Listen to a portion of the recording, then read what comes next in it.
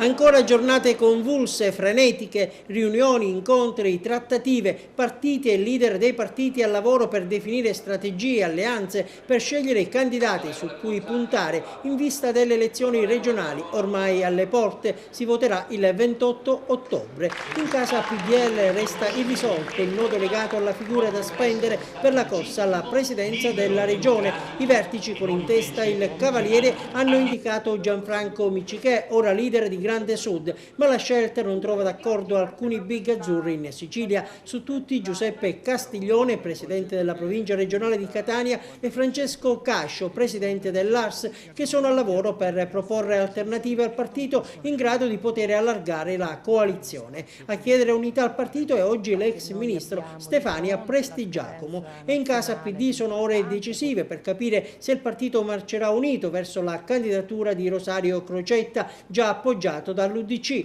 In fase di studio il nuovo polo, guidato da Massimo Russo e Fabio Granata. Poi ci sono altre candidature già ufficializzate. In corsa per la presidenza della regione Cateno De Luca, Davide Giacalone e Claudio Fava. E ha deciso di uscire allo scoperto, ma per la conquista di uno scranno a Sala d'Ercole, il consigliere provinciale Riccardo Gallo, fondatore del Patto per il Territorio di Agrigento. Per lui si parla di UDC, ma sarebbe una scelta poco comprensibile dal momento che il movimento è nato in contrapposizione ai partiti. Vedremo.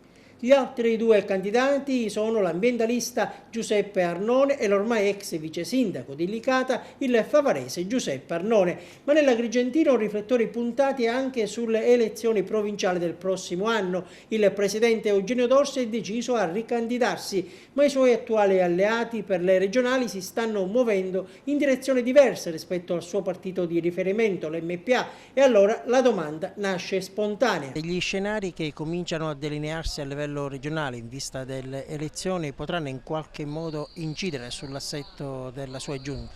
No, perché veda, io finora ho avuto l'appoggio incondizionato da parte del PD, da parte del mio amico Michele Cimino come forza di Grande Sud, e da parte dell'onorevole Cusumano e da parte dell'onorevole Gentile.